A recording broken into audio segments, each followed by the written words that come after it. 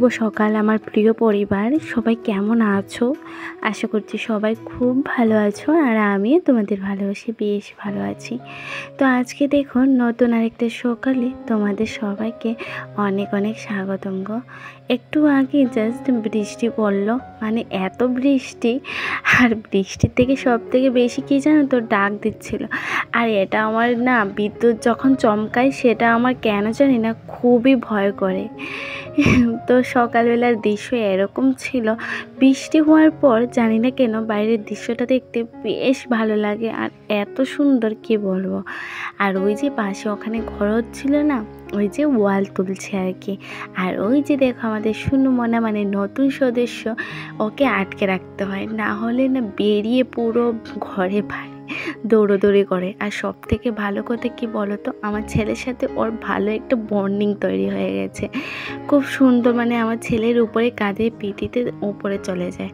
তো যাই হোক, ওইদিকে একটুখানি দোকান থেকে সকালবেলা চায় খাবো বলে ওই জন্য চিড়ে, তারপরে আলু কয়েকটা তো ঘরে ছিল, এক প্যাকেট সয়াবিন আনা হয়ে গেছে। তো এগুলি এখন সয়াবিন আর আলু মিশারকে রান্না করে নেব। আর ওই যে হচ্ছে ভাত। সকালবেলা জানো তো এত তাড়াহুড়ো থাকে কি বলবো তোমাদের। আর আমার না একটা প্রবলেম হয়, এই প্রবলেমটা তোমাদের কাদের আছে জানিও তো। কি জানো তো, আমি যখন ঘুম থেকে ওঠার পর কি বলো তো, আমার না কেন জানি না ঘুমটা মানে ভাঙে না গো। আমি চোখ বন্ধ করে করে থাকি কতক্ষণ, মানে অনেকক্ষণ বলতে পারবে। মানে আমার ঘুমটা চোখ থেকে যায় না জানো। আমি একবার হাঁটি, একবার সোফার মধ্যে বসি, আবার বিছানাতে উঠি, এই করে করে না আমার কাছে 7টা বেজে যায়। আর 7টার থেকে যখন কাজে লাগি, রান্না করব না ছেলেকে রেডি করব না নিজে রেডি হব, ওই জিনিসটা না খুব ডিফিকাল্ট হয়ে যায়। সত্যি আমি না কখনো ভাবি, আমি প্রত্যেকটা দিন বলি ঘুমানোর সময় রাত্রে যে না আমি সকালবেলা তাড়াতাড়ি উঠবো। তাড়াতাড়ি বলতে কি বলো তো, 6টার সময় উঠলেই কিন্তু হয়ে যায়। আর আজকে এত পাগলামি করেছি, যেটার জন্য আমি কি বলো তো চুলটাকেও মানে চিরুনি করিনি।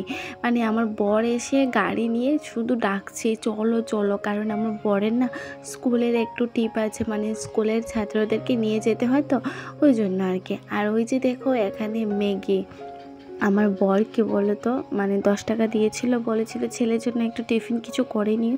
তো আমি কি করব কিছু বুঝতে পারছিলাম না, ওই জন্য আমি ম্যাগি নিয়ে এসেছি, বলছি বাবা আজকে ম্যাগিটা নিয়ে যাও। আর ওই যে দেখো এবার যাচ্ছি স্কুলের দিকে, মানে বরের গাড়িতে আছি। তো চলো বাইরের দৃশ্যটা তোমাদের সাথে একটু শেয়ার করি।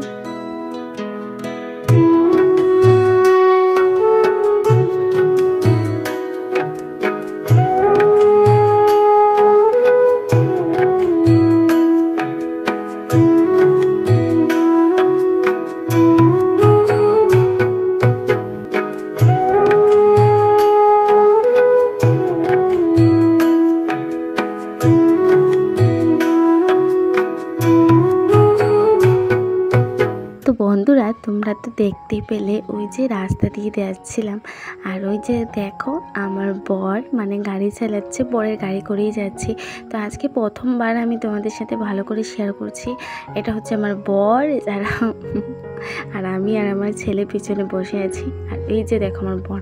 আর আজকে আমার অবস্থাটা এমন ছিল, মাথায় চিরুনি পর্যন্ত করিনি, মানে বর শুধু হর্ন দিচ্ছিল গাড়ির, বলছিল তাড়াতাড়ি বেরো। আর ওই যে শিব বাবাকে দেখে একটুখানি মানে মা কালী মন্দিরে একটু প্রণাম করে নিয়েছি। ছেলেকে বললাম একটুখানি প্রণাম করে নাও বাবা, তাহলে ভালো হবে। মানে স্কুলে যাওয়ার সময় প্রত্যেকটা দিন যাওয়া আসার সময় এই মা কালী মন্দিরটা আমার চোখের সামনে পড়ে গো। তাই প্রত্যেকটা দিনই মানে মা কালীর দর্শন আমি করতে পারি।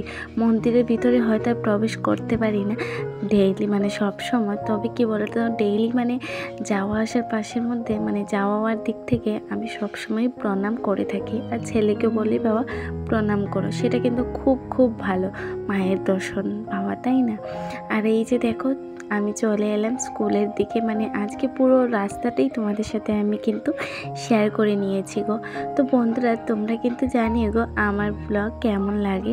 আর আজকে না ছোট্ট করে একটা ভিডিও করেছি, বেশি বড় ভিডিও করিনি। এই যে চিরুনি করিনি সেটাই তোমাদেরকে একটু শেয়ার করছিলাম, কি অবস্থা। তো যাই হোক বন্ধুরা, আমি আমার ভিডিওটা এই পর্যন্তই রাখলাম। এখনও পর্যন্ত যারা ভিডিওটা দেখছো একটা লাইক করে দিও আর কমেন্টে জানিয়ে কেমন হয়েছে গো। চলে আসবো নতুন একটা ফ্রেশ কোনো ভিডিও বা